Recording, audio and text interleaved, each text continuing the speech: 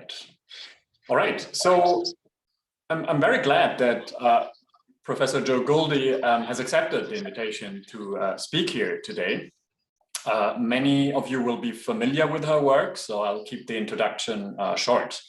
Jo Guldi is associate professor at Southern Methodist University in Dallas in Texas. She earned her PhD at Berkeley. She was a member of the Harvard Society of Fellows, and she has held, among other things, an assistant professorship at Brown University. Professor Guldi is a historian of Britain and its empire, with a particular interest in questions of state expansion, the contestation of property under capitalism, and how state and property concepts are recorded in the landscape of the built environment. Her first book, Roads to Power, published with Harvard University Press, was a study of Britain's inter-kingdom highways and its users from 1740 to 1848, which made connections between traditional infrastructure and questions like the contemporary collapse of the American Rust Belt, the decline of American infrastructure, the digital divide, and even net neutrality. Now, one hallmark of Jo Guldi's scholarship is her productive but circumspect engagement with the digital humanities. She was awarded the first ever position in digital history in the United States, and I suppose at this point probably in the world, at Chicago, and established herself as one of the foremost historians employing computational distant reading, and in particular, the application of digital technology to the history of concepts and keywords. Now, she discussed some of that in the History Manifesto, but since then, Jo has worked a lot with computational text analysis in history, including topic modeling and I believe most recently word embeddings, and has collaborated with some of the most eminent figures in the digital humanities today. And I think we'll be hearing more about that journey in her talk. Right, so Jo, it's great to have you with us today, and I hand over to you. Thank you so much for that introduction, Luca. It's so good to be here with you. Thanks to Luca Schultz, Joe Taylor, and Peter Guttrell for this wonderful invitation to join the seminar at Manchester. Full of Germany and German elites. We have somebody who might need to self-mute. Luca, you may have control. I think the people who are designated leaders of this group can mute all of the other voices. That might be appropriate. Thank you very much. Sorry, I think I accidentally muted everyone, so you're muted too. Can you unmute yourself? And I can unmute myself. Sorry. Very good. So it's wonderful to be with you. This is a room filled with new friends and new connections, and also some old mentors and some old friends. And it's really wonderful to look out over the Zoom and see faces of colleagues, old and new. I'm so delighted that you're joining me. So just thank you for being here. And I'm really excited by this opportunity to forge a connection to the University of Manchester. My advisor's advisor was at Manchester, so I feel like everything I know about political and social history in some way goes back to this community. And this is really my first formal chance to be in conversation with people like Peter Guttrell, who very much work in the realm of ideas that I'm delighted to be in conversation with. So I'm going to start by sharing some slides. So let me first organize the slide share, and let's make sure that you can see these slides full screen. So are you seeing the History Manifesto Revisited? Good. So while the controversy may seem behind us, in 2014-15, the History Manifesto prompted a series of confrontations in the form of public denunciations, anonymous blogs and troll attacks, and intellectual counter-manifestos. Now, some of these were extremely destructive, particularly for me as a then assistant professor who was asked by her department to make sacrifices I was not willing to make. But some of them were extremely constructive. There were counter-manifesti, there were conversations. Other colleagues articulated new visions of the longue-duree. For instance, the Applied History Manifesto, which appeared from the Harvard Business School, or On the opposite side of the political spectrum, the Theory Revolt Manifesto from the academics associated with history and theory. Writers raised questions about the pronouncements of our manifesto to their subfield. Digital humanities took off in certain domains of cultural and intellectual history. At least 2 digital history journals appeared. The first monograph in digital history appeared, Luke Blaxell's War of Words. Other texts, a veritable carnival of delights in digital history, and there have been many adventures in the longue-duree, and I have delighted being in conversation with many of those scholars. We can say more about that in the Q&A if you would like. But I'm here to give you a personal perspective on these debates. For the time since 2014, I have been completely consumed in working on a new project, which will appear from Yale University Press in January 2022, The Long Land War. Now, the Long Land War is a story of displacement. We didn't put the dates in the title because it starts with Adam. It starts with humanity. Displacement is as old as the hills. It is, of course, the original sin of capitalism, according to Marx. And there's a strong argument that displacement at a large scale is a feature of European empire in the age of expansion from the 18th century forward. The age of eviction picked up from late medieval enclosure to the Highland clearances. And most viewers will be familiar with the topoi of millions of families displaced or murdered in the genocide associated with North American Indian removal, or the age of eviction with the rewriting of property rights around British Empire. We could talk about the Irish Land War. We could talk about the clearances of Aboriginal people in Australia, but the age of empire was without a doubt an age of displacement. Now, the argument that I'm making in the Long Land War is that the pulse of displacement did not continue unabated. It was followed, I argue, by and punctuated by an era that insisted on occupancy rights, an era of fighting for the redistribution of land to reverse the sins of empire, an era of working against the logic of displacement. So we are looking at an image of the land court in Ireland that Britain conceded after a century of guerrilla violence against the colonizer. And the farmers who are presenting themselves before the judges are tenant farmers, descendants of Catholics whose land had been confiscated in the 17th century, who had been forbidden to inherit land, who are petitioning for rent control or the opportunity to buy their farms with government-backed mortgages. And this is, according to my book, the first instance of a visible international tradition of thinking about land allocation, one that continues through revolutionary Mexico in the era when Obregón announced that colonial holdings and land would be redistributed to peasants and indigenous people when the ejido system of Mexico was realized. One that marks the struggle to end colonialism in India through the rent strikes consciously patterned after Irish ones by farmers and local activists whose efforts were amplified by Gandhi and his followers, and which continued in the era of modern India after independence, and one that fills out in nearly every nation in Latin America, in Asia, in many African nations through the course of the 20th century. So these are episodes that involve what I call a right of occupancy. And rights of occupancy, I argue, are distinct from traditional conceptions of property rights in the free market in that they involve freedom from eviction, rent controls, and typically efforts to reverse the sins of colonialism through land redistribution. So I describe in my book a global sweep that has been poorly documented or understood, really a buried narrative, a century long. If added together, all of the numbers of beneficiaries in this chart would total the current population of China.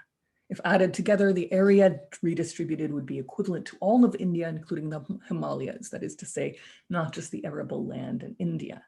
So it is a historical event, I would argue, as notable for the 20th century as any of the major classical wars of the world wars This is another the long land war is another world war, one that has been obscured. Now, one thing that's important about this image is that this chart and another chart like it are actually the only instances of data in my book, the only place where I show you numbers, where I do a number-driven analysis, and I only analyze them for maybe 2 or 3 pages out of a manuscript that's 900 pages long. The book is mainly narrative in nature. It's supported by a dozen archives across 3 continents. When I began this project, I assumed that the path to tracing the global movement for occupancy rights would run through text mining. And I thought that I would be topic modeling the social science journals of JSTOR and scanning and processing the documents of the UN and World Bank. But the data quality and regular data got in the way. And as I will explain, I set aside digital history for this part of the project. And I turned my curiosity instead to another account of data and information, what it meant to have global social movements, global political conversations in the 20th century. And I handled those questions in much the same way that I had handled questions about technology and bureaucracy and ideas in my earlier book on 18th century Britain, which again was not a digital history either. So the Long Land War is organized around biographies of the techniques that were used to make and defend claims of occupancy. The classification of technique, as I understand it, is broader than the classification, the category of technology.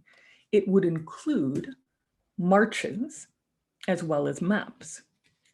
So one kind of technique that I present in this book is the technique of the protest march.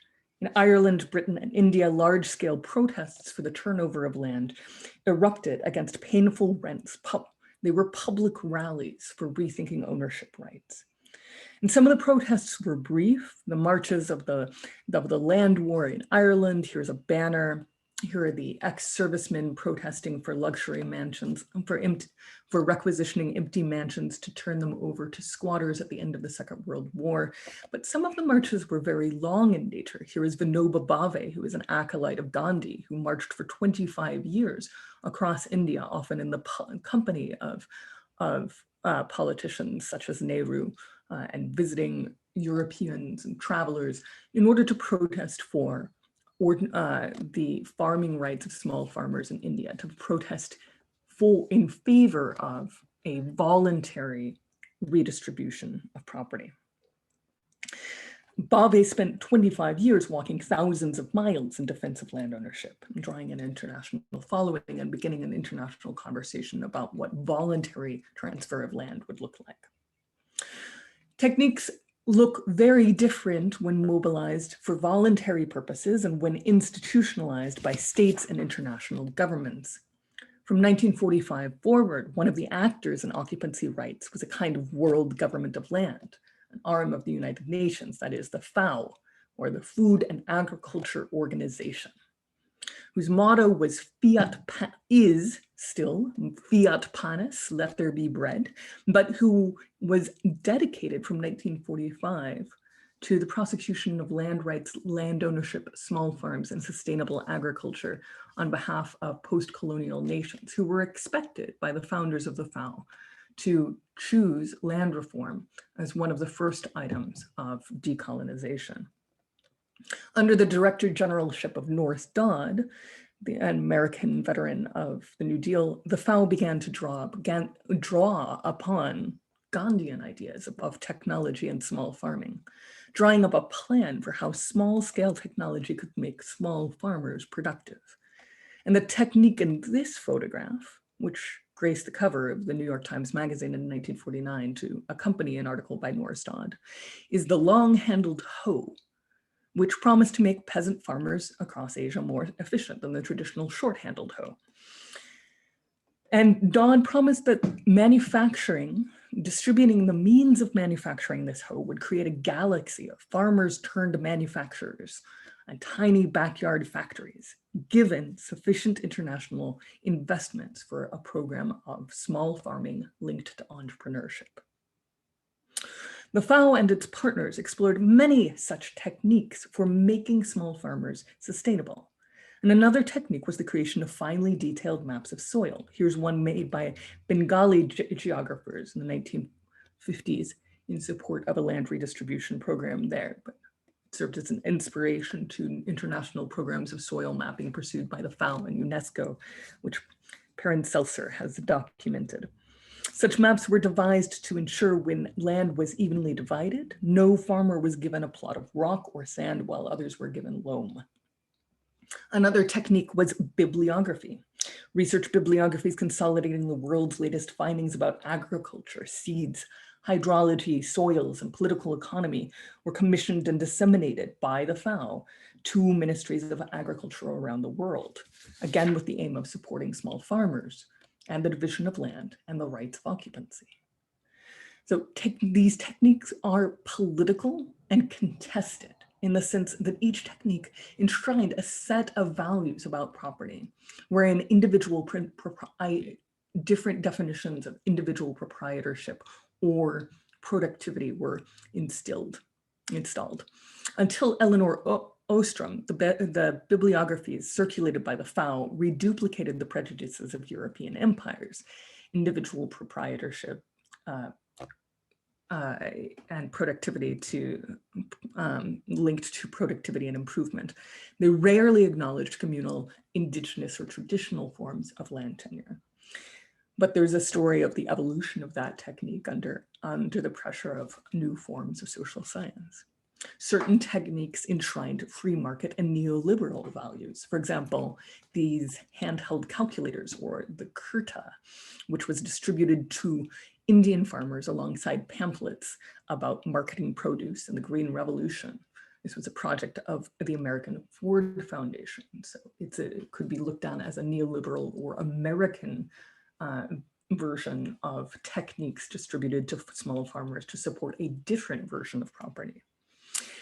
Certain techniques also enshrine something like anarchist politics, a search for what could be done to allocate occupancy rights to all, or to protect communal land and water claims in the absence of the state. For instance, this is a participatory map of tannery effluents contaminating local wells, organized by local villagers working with Marxist organizers in South India. I trace the history of participatory map making and argue that decentralized or anarchistic techniques for defending land ownership arose from the decentralized traditions pioneered by Vinoba Bhave, but grew into international prominence during the vacuum of power created after 1974 as UN labor to defend land ownership began to collapse. Now, the history of technique that I'm telling is very much about political contestation. Wars over actual land and water, wars over how land claims could be assessed, how productivity should be measured, and what kinds of devices and administration should be involved. Those struggles were worked out in paper, in bibliography, and in map form so that they did not have to take the form of a traditional land war with battles and bombs. So this is very much an information history, even though the technique of distant reading was ultimately deemed unsuitable for this project. Now, one reason why that technique was deemed unsuitable was one of fit. The study images I took in various archives were of high enough quality for personal reading, but not of text aggregation. On the left, the image from the archive, totally readable. On the right, the OCR transcript. Don't go near it, it's awful. Now, this is a particularly bad case, but it shows you what I was dealing with when I got home from the archive and thought, I just bought a really expensive camera for what? The second reason why I jettisoned digital methods for the 20th century section has to do with the completeness of the archive. Now, Catherine Bode and other digital humanists have recently been involved in conversations about the effects of sampling on archival research and digital literature. And that conversation has underscored the importance of data integrity and being able to generalize about categories of publication and speech. Categorical generalizations were nearly impossible for any of the archives I was dealing with in the 20th century because they were so diverse. Here I was looking at soil maps, there an economic conversation, political pamphlets here, press cuttings there. This is a glimpse of the holdings of one folder from the Hoover Archives in California, documenting the activities of a free market think tank in Britain in the 1960s, which is the subject of one chapter. Each of these genres was incomplete, and I began with topic modeling, relatively complete and relative well OCR'd some components of this project, and I gave up on almost all of them. I did not give up, however, on using digital archives to study 19th century debates about property. There, among my sources for understanding the evolution of land ownership was Hansard, the transcripts of Britain's parliamentary debates. Now, the parliamentary records were digitalized in the 1990s, and they have been cleaned and improved since. They fall into recognizable categories such as the debates of the Commons, Lords, and questions. The quantities of speech delivered and who was standing in Parliament changed in ways that are relatively well understood and documented over time, but they can be easily generalized about thanks to that work. The data is good. The OCR is good. My project spent time cleaning the OCR and cleaning the metadata, which is still ongoing, but it is workable and the results stand up to iterative inspection. As you can see, when you look at Hansard, it doesn't look like the gobbledygook that you saw in the bad OCR from the archival transcript. There are fields describing the exact location in the parliamentary transcripts of each sentence. That's the volume and the page number and the column information. It's all been smushed together, but if you are familiar with Hansard, you can recognize it and find exactly what you're looking for in the original volumes. There's the title of each, the date of this, when the speech was given, the text of the debate, the title of the debate, the subject that's being debated, the text of the debate, which we have divided up into sentences, the name of the speaker, the location of the House, whether the House of Lords or House of Commons, and then we can add additional columns where we extract various information from the sentence for analysis. In this case, we're looking at entities such as for references to foreign nations, places, time periods, numbers, dates, personal titles, and references to acts of legislature. Just as an example, I don't actually use this column. So the second half of this talk, therefore, transitions to a discussion of the distant reading of property in the 19th century, a project that was originally conceived of as just half of the Long Land War, but now it's taken on a life of its own as a series of published and forthcoming papers about text mining. So I'm going to show you a series of images from the various approaches to digital history. All of them share one feature. They show a discontinuity of language around 1881. And this was a key finding of the digital research. Far from examining only the slides that revealed a difference around 1881, I will show that no matter what technique you use, 1881 shows up as a discontinuity in how property was spoken about in Britain's parliament. So we're looking at keywords over time. This is a very simple illustration. It's how I began off my paper, The Critical Search, which was published in the Journal of Cultural Analytics in 2018. I tried it again with, not with words that I had generated, but with words from the Oxford English Dictionary for different kinds of property holding. We get a different chart. This is even more dramatic because the y-axis is a logarithm, which means that we're going from 10 at the bottom to 100 to 1,000. So the rates at which people are talking about tenants, rent, and eviction after 1880 are much, much higher than the rates of talking about freehold or copyhold at the beginning of the century. I can also show you the technique of topic modeling. Now, a topic model is an algorithm that starts looking for words that co-occur with other words. If we fed it the whole of the Manchester Library, the topic model would tell you, for example, that there are some books that have the words missile, bomb, and genocide. And there are other books that have words like souffle, whisk, and eggs. And the word souffle is very rarely found in a book with genocide. You could imagine such a book. It might be called a dictionary, but it doesn't happen with great regularity. So you can instruct a topic modeling algorithm to look with any degree of closeness or distance at a group of speeches and then tell you the words that co-occur together. And you can arrange that information over time such that the topic varies by time, and you can see the evolution of a discourse. This has been digital historians like Clovis Gladstone have drawn similarities between topic modeling and Foucaultian discourse analysis.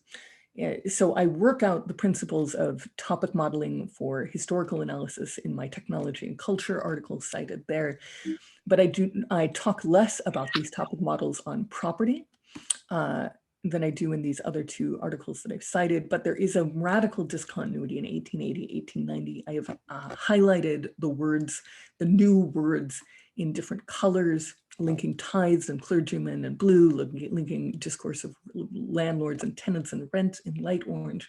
But in dark orange in 1880, you see the word judicial, fair, fixed. This is the evolution of a discourse about fair rent and fixed rent, of valuation and judicial rent. These are allusions to the land court, which was set up in 1881. And this is actually the topic model that directed me to look at the land court, which is previously undocumented. There's very little literature on this court and its workings in either the British or the Irish literature.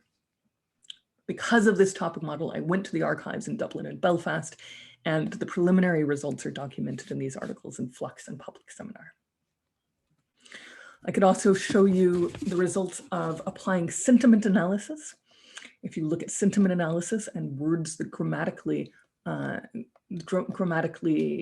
complement the noun landlord, in 1811, there are very few words to describe landlords. In 1887, there are lots of words to describe landlords. They are hard-hearted, tyrannical, unhappy, obstinate, and less frequently beloved or noble. The same thing is true of tenants. In 1811, we only talk about tenants with a few adjectives. In 1886, we talk about them as industrious, impoverished, valuable, struggling, and evicted, but also lazy, miserable, untidy, drunken, and ignorant.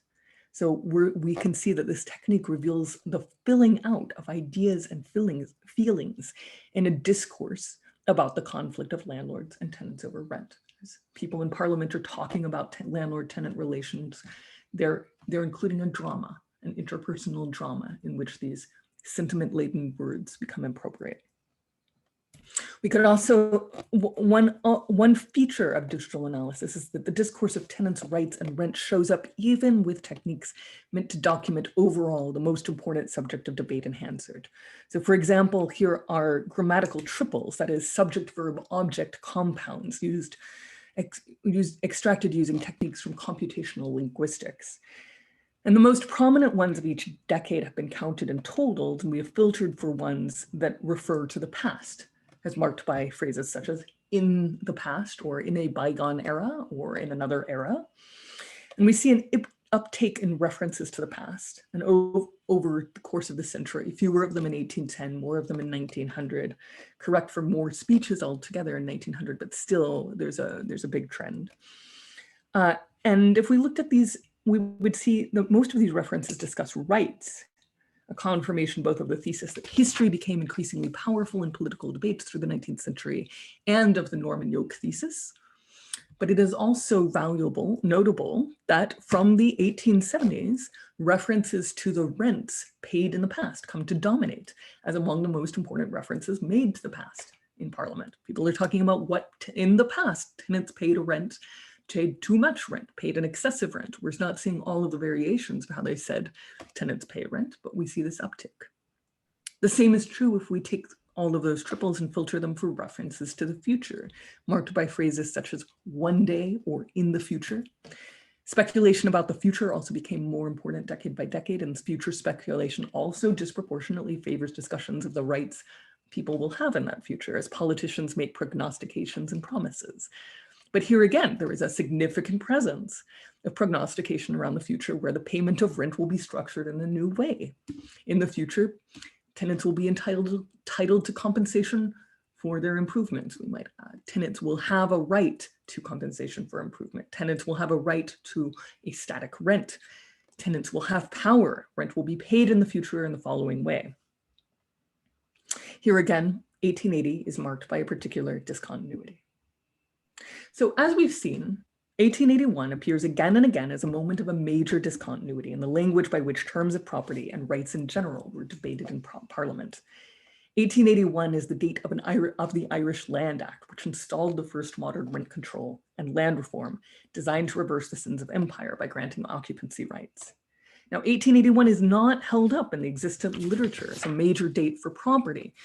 It shows up mainly in the literature about the struggle for home rule in Ireland or Irish social history. Other major histories of property in the 19th century tend to emphasize other moments: the eleemosynary acts of the 1830s, charter bills, the Encumbered Estates Act, tenant right, the debate on the people's budget, or the allotment acts. But the data clearly points us to 1881. And it is because of data-driven histories of the kind that I have published and am writing up that the Long Land War begins in 1881 and not some other year, and that the echoes of 1881 in Ireland are so important to reconstruct. The importance of a historical method is that it illuminates the structures of cause and effect. It makes visible the invisible dimensions of temporality. Yet not every method easily becomes part of a narrative whose purpose is to dramatize the interweavings of lives, ideas, actions, objects, and land. In the case of the Long Land War, some of the data-driven dimensions of the work are intentionally obscured to make way for a more recognizable narrative of history. And the work of data has already appeared elsewhere in a series of articles that document my approach to digital methods. The project of documenting that work will continue for some time to come. Digital history indeed made possible for me a longer view of the arc of time. But it was not digital history alone, but also my training in social history, cultural history, and the history of technology that allowed me to tell the rest of the story. Thank you very much. Joe, what can I say? That is a tour de force. I want to engage Luca here as well in the conversation, and perhaps, do you want to stop sharing the screen for a moment? Can we do that, Joe? Yeah. First of all, to the audience as a whole, we've got the opportunity to use the time to ask questions using the chat function. I encourage you to do that rather than to unmute yourself, because there are a number of people in the room. So please post a question that you have using the chat function. The reason I wanted to involve Luke at this stage is, do you think, and Joe too, do you think we should maybe look at some questions first of all around the digital, and then think about history and land?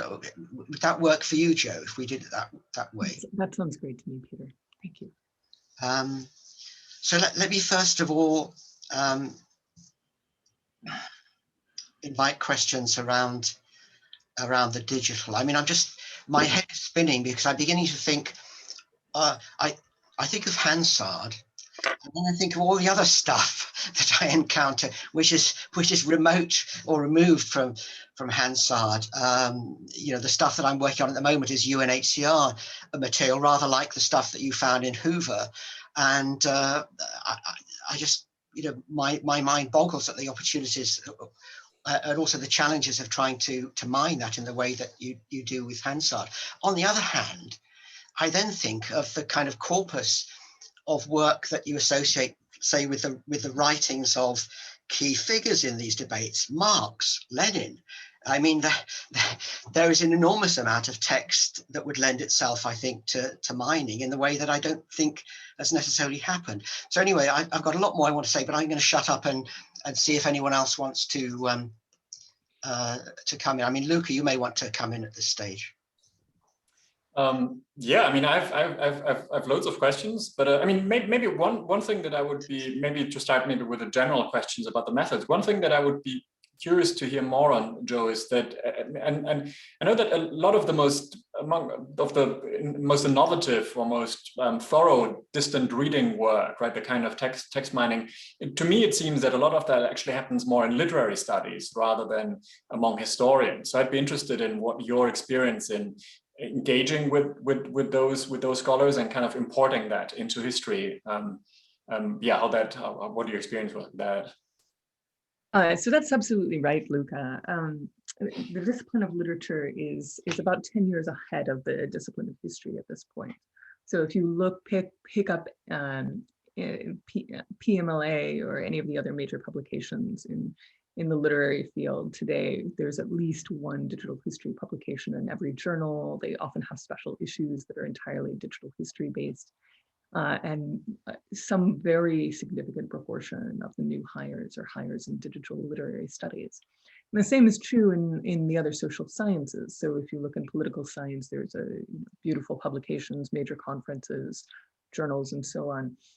History, as I said, we've begun this revolution. And it's wonderful to see some of the leaders of that field. Hello, Jason Hepler. Hello, Zoe, who are with us today. How wonderful to see you. But we have not, the AHA has had digital history panels for some time, and we've been encouraged. We've had wonderful conversations with the AHR about the need for this kind of research and publication. And I've been involved in many of those conversations, and I've really felt like there's a certain kind of leadership in the field of history that really understands the potentiality of this and wants to open up this direction. Stanford is absolutely a leader. The University of Sussex, of course, there's another kind of building activity that happens in Britain.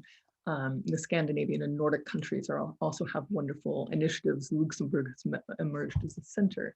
But it hasn't been as transformative. There have been fewer of the hires. There have been fewer positions explicitly for digital history. So it's probably a tipping point. People in literary studies tell me that it felt very tentative 5 years ago, whether they would have this victory or whether it would be postponed indefinitely. But the questions that Peter is raising are some of the questions that will probably drive us forward. I mean, why has there been the works of Marx, let alone the Marxists, are so voluminous? They lend themselves to exactly this kind of analysis.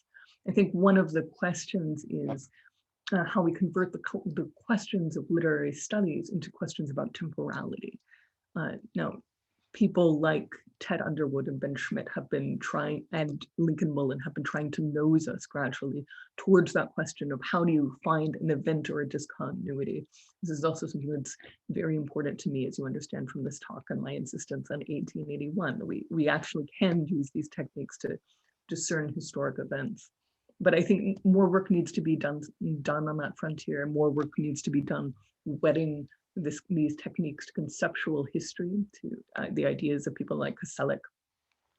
And those conversations are happening in various arenas. I think we'll start to see more and more. I also want to talk to Peter's invitation to talk about UNHCR, the Commission on Human Rights, the various other the organs of the United Nations and the World Bank. Now, there's been some important work that's been done in mining the World Bank reports out of Stanford. Mark Alshe Hewitt has published a couple of papers, and that work is very impressive. The UN has less money for its staff and for its library and archives than the World Bank, which is why problems of access are so difficult. I don't know what UNHCR looks like or UNESCO looks like, but at the FAO, you're only allowed to come for a week at a time. You have to book your visit way in advance, and they only let, I think, 2 visitors, maybe 1 visitor visit at a time, because they are so understaffed and so strapped for resources. And then the archives haven't been kept up to date. They haven't been documented. The files haven't been organized in some time. So to my mind, this sounds like an EU grant. This sounds like something we could collaborate on with researchers on the European continent to fund resources to go into the UN archives and digitalize them, not as I was doing with a camera and a tripod, but digitalize them professionally with high quality scans, and in a way that will allow these resources of world history to be accessible to world researchers. I think that kind of investment needs the attention of multiple historians. It can't be any one historian's domain, but it makes room for large-scale research labs and large-scale endeavors just to get at the material and to preserve the material in a way that's accessible by all of the world's inhabitants who are served by the UN, not just those Europeans who happen to live within a close flight of Geneva or Rome. Can I invite people to carry on the conversation on the digital humanities side for a moment before we maybe turn to land per se? Daniel Wilson has a question, Joe. Is this lag you describe between history and literary studies to do with cultures of research, or is there a more fundamental epistemological reason about representation versus reality? There's something to set there. Well, I might invite Daniel to say a couple of words into the microphone by what you mean by an epistemological question, representation versus reality, and how that might feature in. Daniel, would you help expand this question for us? Sure. I'm going to turn on my camera, but my broadband is a bit ropey today, so here I am. Hi. Yeah, I just wonder if the kind of texts that literary scholars are working with are more open to the kind of experimentation of computational methods than are the texts that historians might be interested in working with. You mentioned parliamentary debates. If you think about newspapers, as you know, we're working with on our project, there's a real sense that newspapers can give you a window onto reality in a way that perhaps other texts can't. But can they? Is there a kind of limit beyond the text that historians don't wish to sort of travel towards in a way that perhaps literary scholars are comfortable to work with? So does that help clarify my? Yes, thank you for reframing that, and thanks for offering that question, Daniel. I think it's actually quite wonderful for us. It's a gift for those of us in history that literature has gone in first, because literary studies are so attuned to questions of narrative and representation.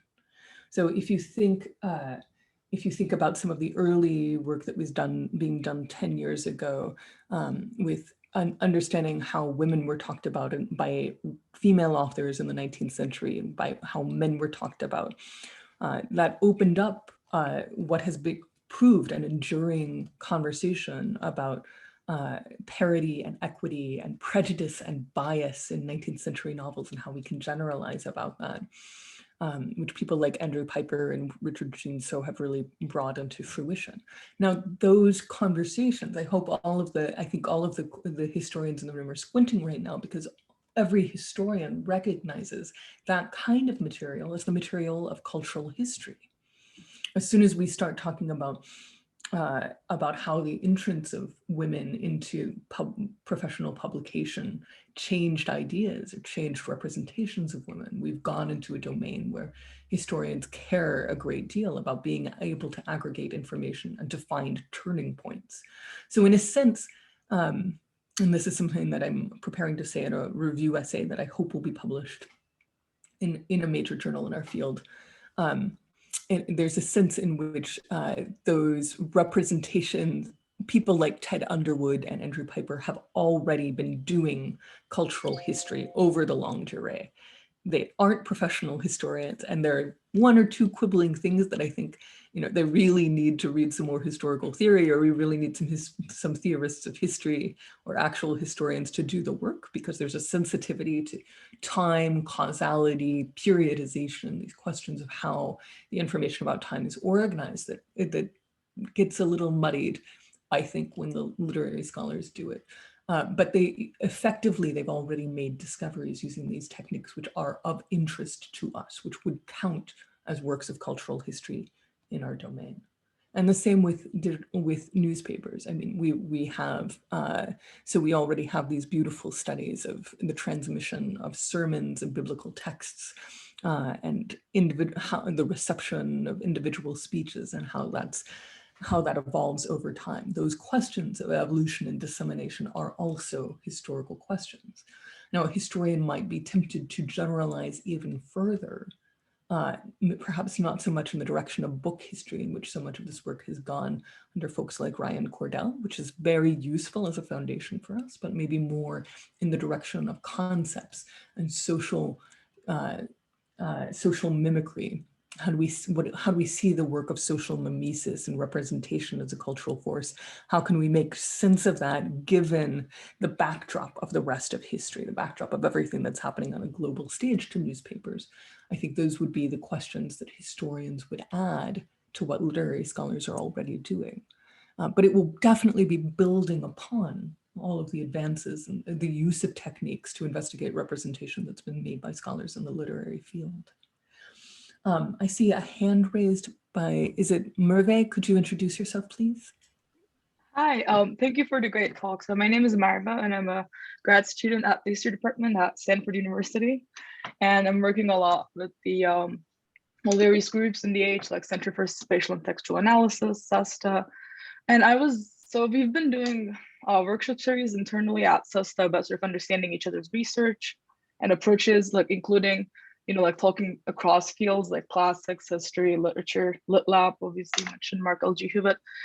So what I sort of tend to see for like my field for history is that we need a little bit of a change in the way that we understand collaboration and collaboration between sort of not just like equal partners in the sense that not just among faculty, but among sort of people who are off different levels of their academic careers. So I was wondering what's your sort of take on that, having been doing this digital research for so long. How would like digital history change the way that we move on or maybe move beyond the single author monograph culture that history has been, has centered in its sort of like standard as publication? Thank you for that, Merve. I think that's absolutely right. And I would point to, I am not the ultimate authority on this. So first, let me rattle off a series of names. Michelle Moravec, Rupika Rassam have published some of the most recent work under this heading, but there are so many great articles in digital history about collaboration in the space of the lab. I've written a little about lab-based collaboration and research pipelines, but it just, it's mostly just citing the work about the ethics of responsibility when you're working in many person labs where this work is, that data that I showed you was cleaned and digitalized by people who are not me in labs that are not me. And that work is accredited thoroughly in everything that I publish. I have been running a $1 million NSF supported research lab over the last 7 years, which has made possible all of this analysis. And I've co-authored work with those students, I paid students. I've worked with librarians, data science professionals employed by the university. I have used supercomputers, and we make every effort to document all of the ways in which multiple kinds of analysis fold into that process. You'll see many single authored publications that I'm citing right now, and that's because the stuff on property, when I finally figured out how to code, after they taught me how to code, when I finally figured out how to code myself, I started single authoring publications, but I also do many joint authored publications every year. And part of that's about building infrastructure so that other scholars who don't have the time to go and code can take advantage of this. So we released an interface called Hattori, H-A-T-O-R-I, for navigating the parliamentary debates. If any of you are working in the field of modern Britain, that is available to you. So you can look at the topic models, the 100 topic models in detail for yourself. And there are other infrastructures like Philologic that have made available other databases or are available to you if you have data and you want to see it through a data-driven portal. You can contact our colleagues at the University of Chicago at Project Philologic, and they will pipe in your data, and you can use these tools with no further knowledge, no coding on your part, no investment by your institution. So I just want to bow to Merve's question and say this is very much at the heart of digital history as a practice, and there is an entire canon of writers that I'm sure Merve is aware of, as she is a graduate student at the foremost mothership of the digital humanities in North America. Is it Northeastern? Maybe I shouldn't. Sorry, hi Nebraska, you're there too. There are many, but Stanford's really good at this. Stanford is really good at collaborative work and at hackathons that include students. So they are one model that we should all be looking to. Thank you. Joe, can I point you in the direction of the chat this time, where there's a question from Alexia Yates. Maybe Alexia, you'd like to unmute in the spirit of unmuting. Then I'll miss out my little joke about using the word particular 3 times. So hi, thanks. I'm not a digital humanities scholar, and so Peter, I appreciate your effort to put some order into this. But of course, I don't have a digital humanities question. This is my effort to make one. But I was struck by the comment. One of the comments you made, I was struck by obviously a lot of it. But one of the comments towards the end about the ability to speak particularly to cause and effect in history, and this is a more information kind of question. Like, do you have a pithy example from your research where you want to say this is cause and effect rather than, because when I look at the graph, right, I see an efflorescence of like a particular way of speaking at a particular moment, which to me, asks questions about a lot of causes and a lot of effects, but it doesn't communicate it to me right away. So how do you do that? And then the second question of that is kind of a politics question, right? Is that something that you see as a particular problem in history? In my own kind of very cranky thinking about history sometimes, I think we care way too much about clarifying cause and effect. Is this something that you think we're doing particularly poorly at the moment? And is this a problem that needs to be fixed? So this is like a particular tool for getting at that. And then of course, if the conversation goes there, 1,000 other land questions at some other point. Thank you. Very good. So I'm pasting into the chat a URL of an article that I published a year ago called The Measures of Modernity, which is an investigation into the mathematics of measuring cause and effect, looking for causal or influence-based mathematic relationships in archives. So it can't always be done. And in fact, you're absolutely right. The charts that I showed you did not show cause and effect. They show a discontinuity, which is like ground zero for change. You're absolutely right. I kind of hinted that maybe we could show cause and effect. I believe that right now we are on the cusp of a major breakthrough in digital history, which comes from the participation in digital history by physicists and mathematicians who have gotten interested in what we do and collaborated with historians. So I direct you to the work of Simon Dedeo and Melvin Wevers and a handful of other individuals who are cited up and down in this article. And this is a little weird. The paperity is a transcript of an article that's housed in a history journal, which is having problems with their website. So that'll get you what you need to know. So I've been documenting and reduplicating some of this work, which uses divergence measures, which are the measures of how related two strings of information are to each other. They have their origins in World War II, in Bletchley Park, in tracking German code. How similar is Joe's speech and Peter's speech? If Peter goes and gives a seminar and starts talking about the land war, then his speech will be more and more similar to Joe Guldi's, and then you could show cause and effect. So that's essentially what they have done with parliamentary speeches in the archive parlementaire around the French Revolution. There's a Rebecca Spang, Simon Dedeo article about that, which is, I think, pivotal for understanding this kind of study of cause and effect. Melvin Wevers and his collaborators have been doing this with the Dutch newspapers. That's also super important. But I think we are witnessing the birth of a new science of temporality. And I have other papers investigating this in greater detail in process. This is only the current canon of algorithms that have been used to decipher patterns of causality and periodicity. So we need more collaborations with the scientists, because the data science papers that come out without this kind of collaboration of hybrid knowledge are not that good. They don't discover historical truths.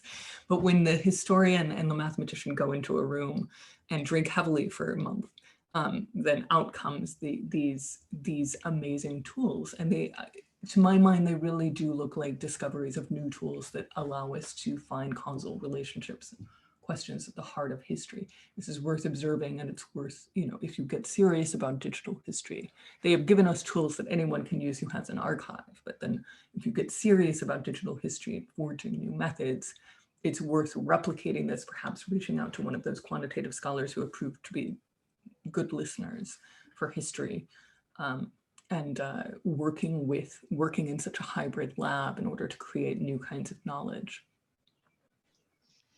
We're working you hard, but I think we need to work you just a tiny bit harder, because the other aspect of your paper that was so rich was everything you had to say about land and about struggle and about exploitation and about visions of another world. I mean, you're talking about visions of digital humanities, but we're also in the world of peasants trying to realize their own visions of freedom. And so I encourage anyone to ask questions about this. But let me just start with one observation, which is, you talk about 1881. Now, for anyone who knows anything about Russia, well, two things. One is well known, which is 1881. It was the assassination of Tsar Alexander II, the emancipator of the serfs. But in relation to your topic, 1881 was the year of the publication of correspondence, or the correspondence, not its publication, but correspondence between Marx and the Russian writer Vera Zazulych. And this was very significant because Marx was being asked, what's the future of Russia? Is the future of Russia one of capitalist development? You know, will Russia be like Britain or France? And Marx was sort of pondering this question, saying, well, maybe not. Maybe the land commune, maybe the peasantry can be the basis of a future Russia. And then I'm thinking about what you have to say about 1917. And I slightly worry about that, because 1917 to 1938, you call it beneficiaries. Okay, well, I know what you mean. You mean that peasants got the land in 1917, or the rest of the land in 1917.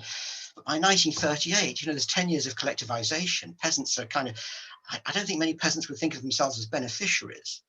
They think of themselves as having an opportunity after 1917, which was then crushed by Stalinism. So I worry a little bit about the kind of blanket term beneficiaries to cover a period that includes not just the new economic policy, but Stalinism. But sorry for being the Russian party poover, but that's that. You know, I worry about that. Yeah. No, that's really important, and thanks for holding that up.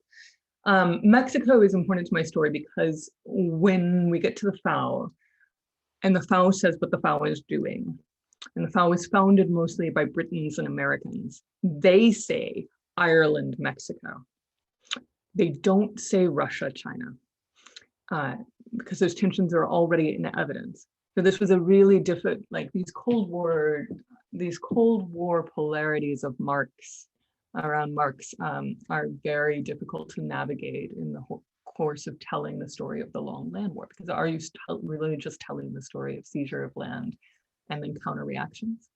So of course you're not. There are these there are these synchronous developments, the guerrilla fighting for land, and the pronouncement of the theorization of tenant right has been going on since the guerrilla fighting has been going on since the 1760s in Ireland, if not since the 17th century. The theorization of tenant right has been going on since the 1840s.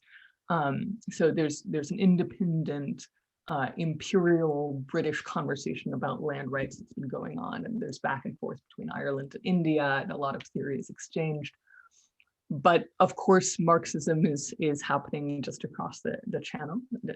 We're also in the wider threshold of the Commune of Paris. So anarchistic seizure of land has very proximate exemplars, and there are fictional examples of Britons thinking about the Commune of Paris and what would happen if that transpired in London. There are pre-Marxist German historians of communal landholding who are influential in Britain. So a conversation about about medieval communal landholding is influential on these debates in Parliament, and that opened the door for these conversations about tenant right and the reform of property law. So that's a lot of that is material that I expect to wrestle with in the 19th century story. The 20th century story gets wrestled with in a different way. We have the history of the world according to the FAO, in which Ireland begat Mexico, begat world land reform, including where India is expected to be the first land reform. And then, of course, for many contingent reasons involving the Cold War, US policy, fear of China and Russia, India does not, in fact, become the world's first post-colonial land reform. And it happens, it happens in a series of places and includes American anti-communist coups in places like Indonesia and Guatemala. I understand from my local Russian historian friends, Dan Orlovsky tells me that the story of land ownership in Russia around the revolution has not been told sufficiently, and that there is more of a story there that's been obscured because Marxist historians care about labor and don't care about land. I think on that point, just sorry to interrupt, but there is a Manchester connection here, which is very, very important, which is you know, the 1960s and the 1970s was kind of peasant studies, you know, not just the Journal of Peasant Studies, but people like Shanin, Theodore Shanin, who became professor of sociology here, died a couple of years ago, were very, very important in rediscovering this kind of non-Marxist view of peasant society associated with people like Chayanov in the early revolutionary period. And Manchester was very, very, very, very important to that series of debates about rethinking, you know, Russia in the Cold War. But sorry, that's too much of me. Let's come over to Charlotte Leib. Charlotte, could you unmute and ask your question, please? Yes, thank you for your fascinating presentation. And I'm especially curious to know if you could speak a bit further, because I'm sure you do have answers about how research in philology, land reform, and property could intersect, or already is, with the work of geographers who are studying landscape change and developments in economic, political, social realms. Charlotte, I take it from your question that you are a geographer? I'm not. You might remember me from when you're here at Yale. I'm at Yale. I'm a PhD student in history. Hi. Yeah. And yeah, you were talking about Patrick Geddes at that conference that Debbie Cohn organized. And I was like shouting accolades from the audience. Anyway, I have a background in landscape history in particular, so I look to the work of geographers. And I'm not a digital humanities buff, but I could expect to use those methods. So I'm just curious. Thanks, Charlotte, and it's great to see you again, and thank you for making that connection. That's wonderful. I don't have a good answer. I consider myself a geography fangirl. I definitely consider myself a landscape historian, although it's been a little submerged because we had to have all of these debates about digital history and historicity in my current field. So I haven't spent as much time with spatial history and landscape history as I would like in recent years. So I don't have a good sense of it. My sense is that the geographers are not using textual analysis methods. They are using GIS. This may be appropriate. If you want to see a brilliant showcase of GIS used to study the geography of mobility and history questions, please come to another conference tomorrow, hosted by Stanford and the Early Modern Mobility Group, where I will be talking more about topic models, but other of my colleagues will be showing off the amazing work that's come out of demography, historical demography, counting people around the 19th century railheads and roads, and how the lives of teenage girls were disrupted by the coming of the railroad. They are doing amazing work, and they're finding out new truths, and I think I'm going to learn a great deal from them. But it's a totally different set of skills. I don't have the skills to work with GIS. I've done the one-day workshop, and not as hard as you think. I think you've done so much with the words that I'm looking at what you do, and I'm in awe. But then I also remind myself you can just learn these things too.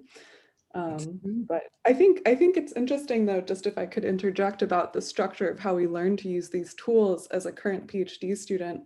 You know, I'm about to take my comprehensive exams, but it might be something to think about across different universities about how at a certain phase in a PhD, we would be prepared or asked to prioritize a kind of interdisciplinary skill set for digital humanities type work. And I'm sure others have discussed this, but just to reemphasize. Mm-hmm. We don't graduate with the fear that we can't do it either, you know? We have a wonderful link to answering a question from Divya. Divya has posted a link to Pelagios, which has information about urban gazetteers and other kinds of innovation, some of which crosses over the space between text mining and maps. The world of interdisciplinarity, you know, people were called themselves interdisciplinary decades ago, but the world of interdisciplinarity is accelerating it's definitely accelerating at any point where when you invite physicists and mathematicians into the room, you still have all of the other opportunities to learn from geographers and economists and art historians, all of those opportunities that we've been using in history since the 1980s, at least, if not the 1960s or 1930s with economic history. Can we bring the other Joe into the conversation? Joe T from Lancashire. Joe, do you want to unmute? Hello, sorry, I muted one microphone, not the other. On that geography question, went back when it was still okay to travel. The last geography conference that I went to, there was a lot on text. I think it's something that geographers in the last 5 or 6 years in particular have particularly tuned into. And definitely at Manchester, the Geography and Culture Research Group have been, I think, kind of emblematically receptive to these kinds of approaches, text mining, etc. I wanted to ask Joe, I wanted to pick up a little bit on that. You answered part of Peter's question with a point about the local. This is a sort of selfish question for my own research, I guess, but I was wondering about ways of using these kinds of digital methods, mapping as well as text approaches, for smaller scale or more local scale, I guess, explorations. I guess we're really used to seeing these approaches applied to national or international questions, but what about on the scale of say, a field? I was really interested to know what you would think, how you'd adapt those approaches, I guess, for those smaller scale questions. It's a great question, Joe, and I may be not the best person to answer it because there's a whole subfield of spatial history and early modern spatial history, which has been doing things like annotating maps of London with the kinds of interactions or the kinds of crimes that happen in each of those. And I confess that I have not kept up with those people since diving fully into distant reading of Parliament. The London Lives Project, which was a spin-off of the Old Bailey, attempted to find relationships around different squares in London informed by crime, criminality, and what showed up in court. And there have been a number of, let's say, psychogeographical projects documenting London interactions in 17th, 18th century text, trying to find the kinds of experiences you might have in a city where you have in the 18th century the emergence of pleasure districts, as well as the printing districts that have been around since before the Civil War. So I think that, in my dream world, in which I get to only teach landscape history and digital history, I would be fully invested in these things. But I would say follow those projects. There's a lot out there. I could contrive ways of following localities using text mining, for example, looking at triples where particular place names occur, or using, I showed that slide where we had used Spacey to extract named entities, and it extracted numbers and dates and foreign nations. You could extract all of the place names and you could put them in relationship to each other. And I have an article forthcoming from the Journal of World History where we're extracting all of the place names around empire and performing a distant reading of geography. That turns up very interesting things, like all of the prisons are going in Ireland. In the debates, we talk about poor relief and parks in Britain, but Ireland only gets barracks and prisons. Sorry. So that can be helpful, a sort of broader network approach. But I feel like I should defer to other people here who know those other parts of digital history better. I'm looking at the clock. I don't want to bring things to a close prematurely. So imagine this as the clock counting down, and if you have a question that you want to put to Joe, now is the time, please. I think Alexia is raising her hand. I think I took it down like 5 times as if I don't know how to use Zoom. My apologies.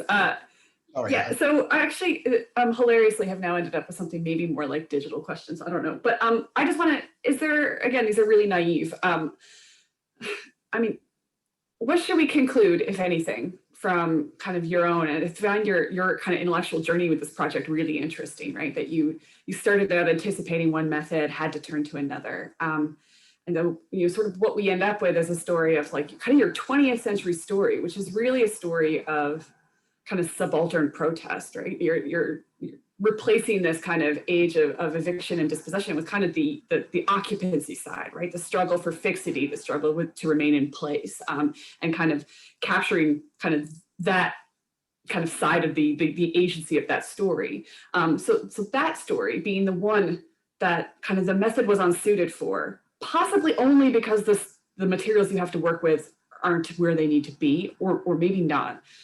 And then the 19th century story, where the method is more suitable and gives you these kind of incredibly generative results, you know, works with Hansard. You know, sort of the voice of the elite, right?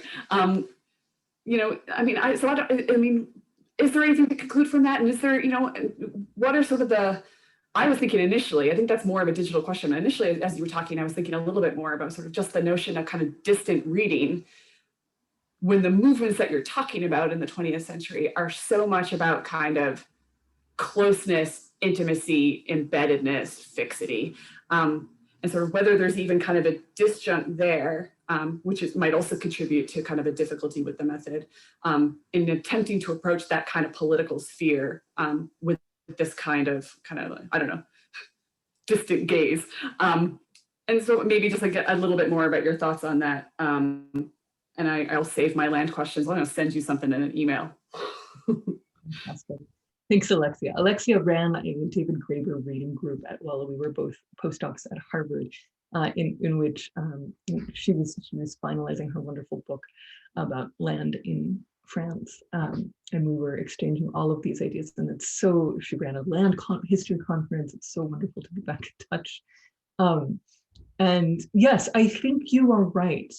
And maybe this is something that deserves to be formally said as digital history, as these digital techniques take up more and more room in history. One of the concerns that we heard a lot in reflections on the History Manifesto was, but isn't the longue-duree about empire? Isn't it always about empire and abstracting the micro actions of micropolitics? Isn't that why we have microhistory, so that we can recover voices?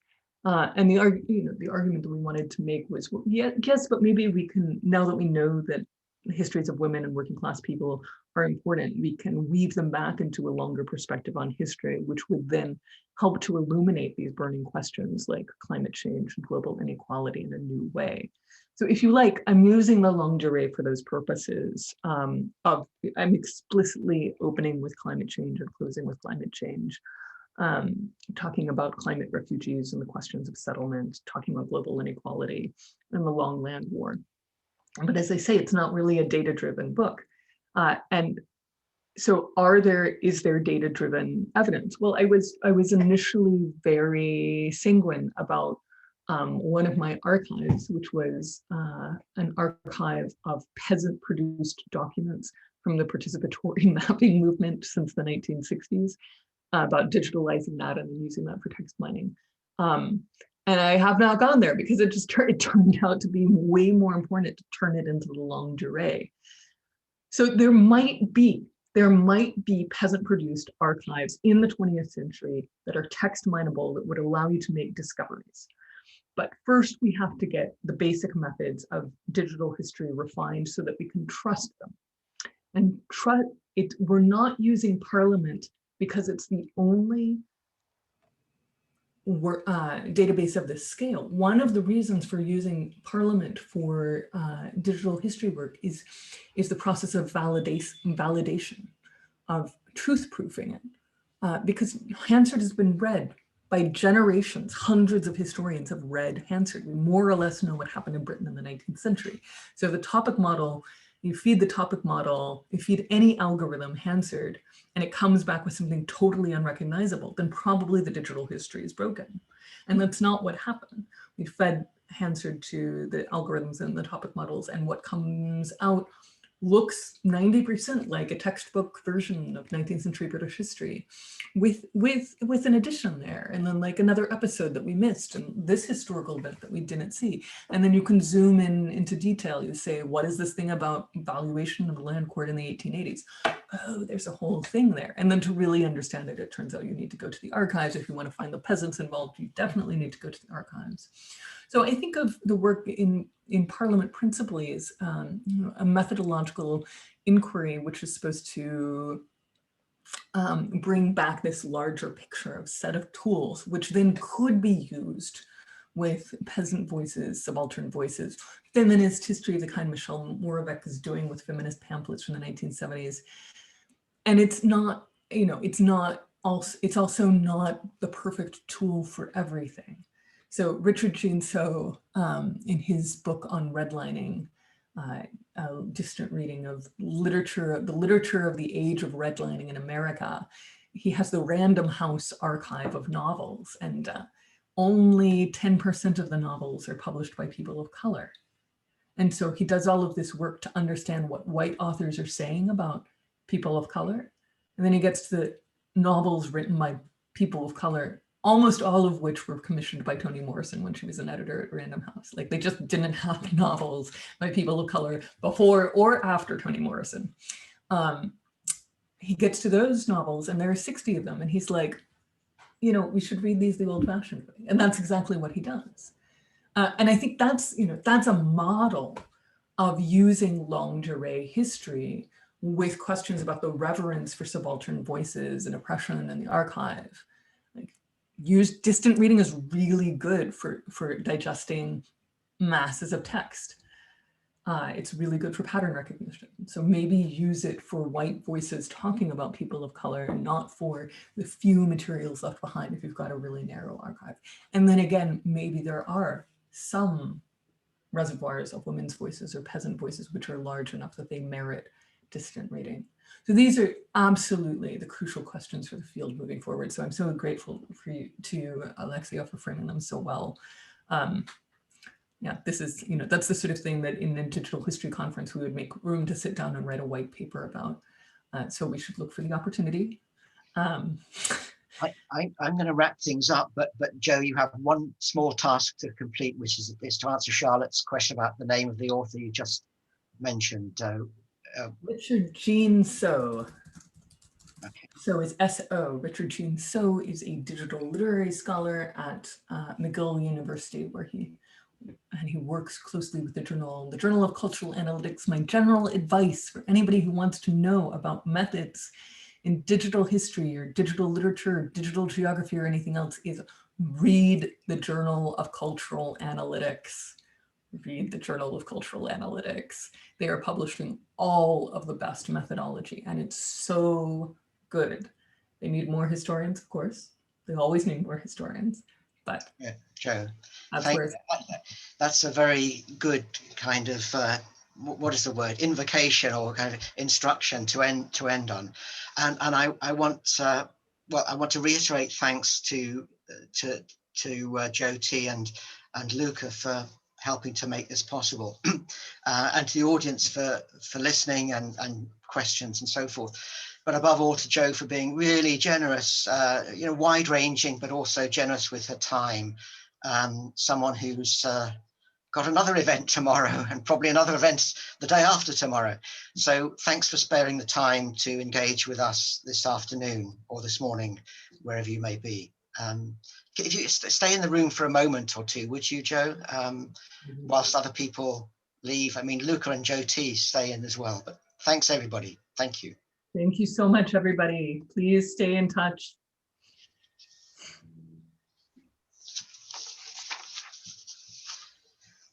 So you know Alexia from way back? I do.